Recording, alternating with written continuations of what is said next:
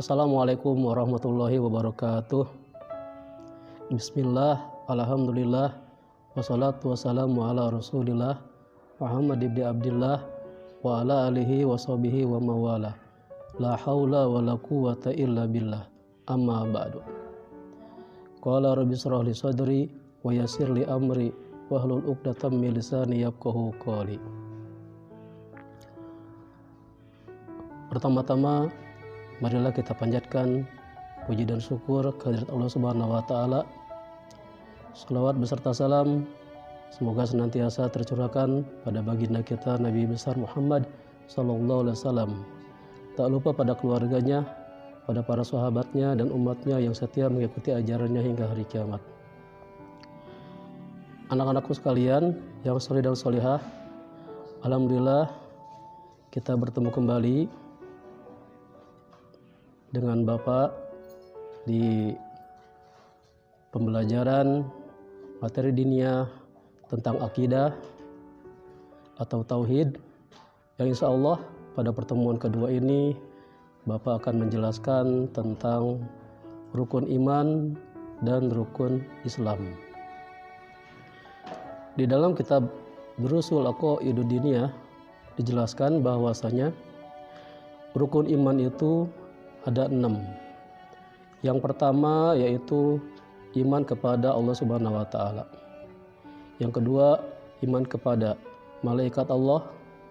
Kemudian yang ketiga, iman kepada semua kitab Allah. Yang keempat, beriman kepada semua rasul Allah. Yang kelima, beriman kepada hari akhirat atau hari kiamat. Dan yang keenam, beriman kepada takdir, baik itu yang baik maupun yang buruk, semuanya adalah dari Allah Subhanahu wa taala. Arti iman kepada Allah Subhanahu wa taala yaitu kita harus meyakini bahwa Allah Subhanahu wa taala itu ada. Bukti adanya Allah Subhanahu wa taala adalah adanya ciptaannya. Bumi, langit, matahari, bulan, bintang, tumbuh-tumbuhan, kita manusia, itu semuanya diciptakan oleh Allah Subhanahu wa taala. Tidak mungkin segala sesuatunya ada kalau tidak ada yang menciptakannya. Kemudian kita harus yakin juga bahwa Allah itu Maha Dahulu. Allah Maha Dahulu, tidak ada perantaranya. Kemudian Allah itu Maha Kekal. Artinya Allah tidak akan pernah mati. Beda dengan makhluknya yang akan mati semuanya. Kemudian Allah itu maha berbeda dengan semua makhluknya. Kemudian Allah itu maha berdiri sendiri, tidak melalui perantara apapun dan siapapun. Kemudian Allah itu maha esa. Allah hanya satu, tunggal. Qul huwallahu ahad. Allah itu maha esa. Kemudian Allah itu maha kuasa. Allah berhak melakukan segala sesuatu, itu adalah Allah Maha Kuasa. Kemudian Allah itu Maha Berkehendak. Kemudian Allah Maha Mengetahui. Dimanapun kita berada, Allah pasti mengetahuinya. Sekalipun seandainya ada seekor semut yang berada di sebuah batu yang hitam, semut itu warnanya hitam, kemudian hinggap di batu yang hitam, dan batu yang hitam itu berada di sebuah gua yang gelap. Allah mengetahuinya bahwa di situ ada seekor semut. Itulah Allah Maha Mengetahui. Dan mengetahuinya Allah Subhanahu wa taala itu tidak terhalang oleh penghalang. Tidak terhalang oleh dinding, kain, apapun itu bentuknya. Tidak ada yang bisa menghalanginya. Kemudian Allah itu Maha Hidup. Maha Hidup. Kemudian Allah itu Maha Mendengar. Mendengarnya Allah Subhanahu wa taala berbeda dengan mendengarnya kita sebagai manusia.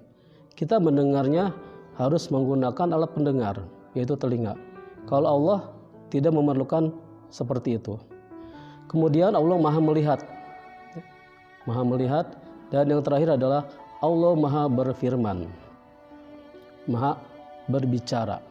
Nah, berbicaranya Allah Subhanahu wa taala berbeda dengan kita, harus menggunakan mulut. Kalau Allah, wallahu a'lam. hanya Allah lah yang maha mengetahuinya. Itulah kita beriman kepada Allah Subhanahu wa Ta'ala. Selanjutnya yang kedua, yaitu kita beriman kepada malaikat Allah Subhanahu wa Ta'ala. Kita tahu bahwa malaikat itu jumlahnya sangat banyak sekali, dan malaikat itu diciptakan oleh Allah Subhanahu wa Ta'ala dari cahaya, dari nur. Malaikat diciptakan oleh Allah Subhanahu wa Ta'ala dari cahaya, dan dia ditugaskan oleh Allah Subhanahu wa Ta'ala tanpa ada tolak menolak dari para malaikat itu. Ada malaikat yang ditugaskan oleh Allah Subhanahu wa Ta'ala dari awal diciptakan sampai akhir nanti, itu tugasnya adalah untuk sujud kepada Allah Subhanahu wa Ta'ala. Kemudian ada juga yang tugasnya ruku terus dari awal diciptakan sampai hari kiamat nanti, dan lain sebagainya. Yang banyak malaikat itu, yang wajib kita ketahui adalah 10 malaikat. Ada malaikat Jibril, Mikail, Israfil, Ijrail, Munkar, dan Nakir, Raqib, Atid, Malik, Ridwan. Semuanya dengan tugas yang berbeda-beda. Malaikat Jibril ditugaskan oleh Allah Subhanahu wa Ta'ala, yaitu menyampaikan wahyu kepada para nabi dan rasulnya. Nah, kemudian malaikat Mikail ditugaskan oleh Allah Subhanahu wa Ta'ala, yaitu menurunkan hujan dan memberikan rezeki kepada makhluk Allah Subhanahu wa Ta'ala, termasuk kita sebagai manusia. Nah, kemudian malaikat Israfil tugasnya adalah meniup sangkakala. Dari awal diciptakan itu malaikat Israfil sudah siap untuk ditugaskan oleh Allah Subhanahu wa Ta'ala meniup sangkakala. Kapan itu ditiupnya sangkakala? Itu adalah nanti pada saat mau hari kiamat tiba. Kemudian malaikat Ijrail tugasnya adalah mencabut nyawa, ya. Kemudian malaikat Munkar dan Nakir tugasnya adalah menanyakan segala amal perbuatan kita di dunia ini nanti pada saat kita meninggal dunia di alam kubur. Tugas malaikat Munkar dan Nakir menanyakan amal perbuatan di dalam kubur. Nah, kemudian malaikat Raqib itu adalah tugasnya mencatat amal kebaikan, ya. Jadi jangan sampai kita ini terlena di dunia ini. Semua bentuk perbuatan kita ini dicatat oleh yang namanya malaikat Raqib. Kemudian yang berikutnya adalah malaikat Atid. Itu pun sama, tugasnya mencatat amal. Cuma amalnya adalah amal yang buruk untuk malaikat Atid. Nah, kemudian malaikat Malik adalah malaikat penjaga neraka. Dan yang terakhir, yang ke-10 adalah malaikat Ridwan, yaitu penjaga pintu surga. Itulah 10 malaikat yang wajib kita ketahui. Selanjutnya yaitu kita beriman kepada kitab-kitab Allah Subhanahu wa Ta'ala, ya. Kitab-kitab Allah Subhanahu wa Ta'ala itu yang wajib kita ketahui itu ada 4, yaitu yang pertama adalah kitab Zabur yang diturunkan kepada Nabi Daud alaihissalam. Kemudian kitab Taurat diturunkan kepada Nabi Musa alaihissalam. Kemudian kitab Injil diturunkan kepada Nabi Isa alaihissalam, dan kitab Al-Quran diturunkan kepada Nabi Muhammad SAW. Di samping itu ada pula yang disebut dengan suhuf atau lembaran-lembaran, sehingga ada yang disebut dengan suhuf Nabi Ibrahim alaihissalam dan suhuf Nabi Musa alaihissalam. Nah, kemudian yang selanjutnya adalah iman kepada para Rasulullah, para Rasul Allah, ya. Para Rasul Allah itu jumlahnya banyak, tapi yang wajib diketahui itu adalah 25, dari mulai Nabi Adam sampai Nabi Muhammad SAW.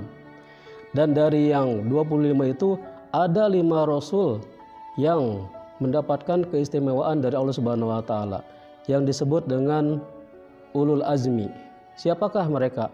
Yaitu Nabi Nuh alaihissalam, Nabi Ibrahim alaihissalam, Nabi Musa alaihissalam, Nabi Isa alaihissalam, dan Nabi Muhammad sallallahu alaihi wasallam.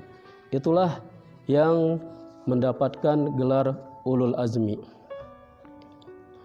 Nah, kemudian yang selanjutnya adalah kita beriman kepada hari kiamat, ya. Bahwasanya hari kiamat itu bakal ada, ya. Nanti suatu saat pasti kiamat itu bakal tiba, ya. Nah, kemudian apa itu hari kiamat? Hari kiamat adalah hari di mana seluruh alam semesta ini dihancurkan oleh Allah Subhanahu wa Ta'ala. Nah, itulah nanti pada saat hari kiamat tiba, tugasnya malaikat Israfil lah yang meniupkan sangkakala untuk menghancurkan seluruh bumi dan alam semesta ini. Semua makhluk hidup pada hari kiamat itu akan meninggal dunia, akan mati, kecuali Allah Subhanahu wa Ta'ala yang kekal abadi. Dan yang terakhir adalah iman kepada takdir Allah. Takdir Allah adalah ketentuan Allah Subhanahu wa Ta'ala. Apakah itu yang baik maupun yang buruk, itu hakikatnya adalah dari Allah Subhanahu wa Ta'ala. Itulah 6 rukun iman yang harus kita ketahui, anak-anak sekalian. Mudah-mudahan kalian semua bisa memahaminya tentang rukun iman ini. Nah, untuk selanjutnya yaitu rukun Islam, ya. Rukun Islam. Rukun Islam itu yang kita ketahui ada 5.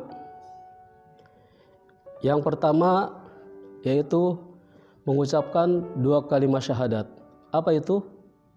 Asyhadu alla ilaha illallah wa asyhadu anna Muhammadar Rasulullah.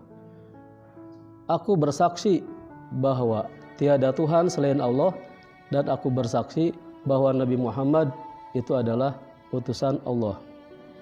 Kemudian yang kedua adalah sholat, ya.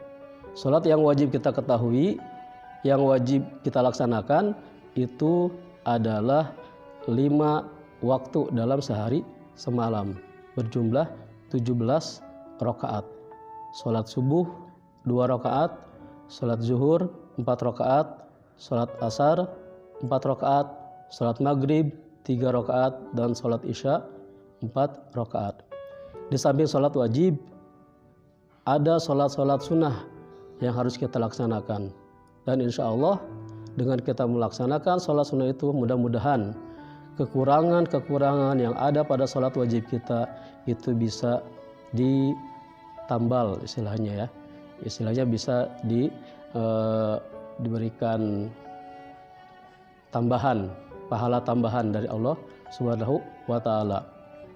Seperti sholat tahajud, sholat duha, sholat istikharah, sholat hajat, dan lain sebagainya.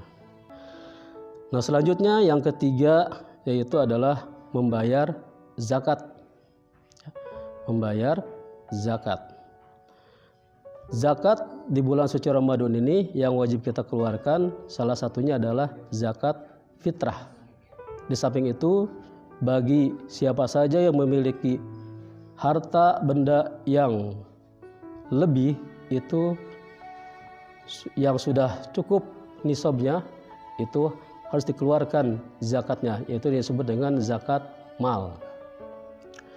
Kemudian yang berikutnya adalah puasa di bulan suci Ramadan. Alhamdulillah kita sekarang ini sudah bertemu dengan bulan suci Ramadan. Mudah-mudahan apa yang sudah kita laksanakan puasa di bulan suci Ramadan beberapa hari ke belakang itu diterima dan diijabah oleh Allah Subhanahu wa Ta'ala puasanya, ya. Begitu juga dengan ibadah-ibadah yang lainnya, sholat tarawih, sedekah, baca Al-Quran, mudah-mudahan semuanya diterima oleh Allah Subhanahu wa Ta'ala. Nah, kemudian yang selanjutnya adalah haji, ya. Menunaikan ibadah haji ke tanah suci Mekah bagi yang mampu, ya. Seandainya belum bisa melaksanakan ibadah haji, boleh kita melaksanakan umroh dulu yang sunnah. Mudah-mudahan bagi yang sudah melaksanakan ibadah haji bisa pergi lagi ke Tanah Suci Mekah. Yang sudah pernah umroh ke Tanah Suci Mekah bisa kembali lagi ke sana, bisa pergi lagi. Bagi yang belum, kita minta kepada Allah Subhanahu wa taala, mudah-mudahan dengan keberkahan bulan suci Ramadan ini kita bisa melaksanakan ibadah haji ataupun ibadah umroh ke Tanah Suci Mekah sebelum kita diambil oleh Allah Subhanahu wa taala, sebelum kita diwafatkan oleh Allah Subhanahu wa taala. Itulah yang bisa Bapak sampaikan pada kesempatan kali ini. Mudah-mudahan kita semua bisa mengamalkannya dalam kehidupan sehari-hari. Sebelum Bapak tutup materi pada kesempatan kali ini, Bapak akan memberikan beberapa pertanyaan. Yang pertama yaitu adalah, berapakah rukun iman? Yang kedua, ada berapakah rukun Islam itu? Ya, cukup 2 pertanyaan dari Bapak. Mudah-mudahan kalian bisa memahaminya. Dari Bapak cukup sekian, kurang lebihnya mohon maaf. Wabillahi taufiq wal hidayah. Wassalamualaikum warahmatullahi wabarakatuh.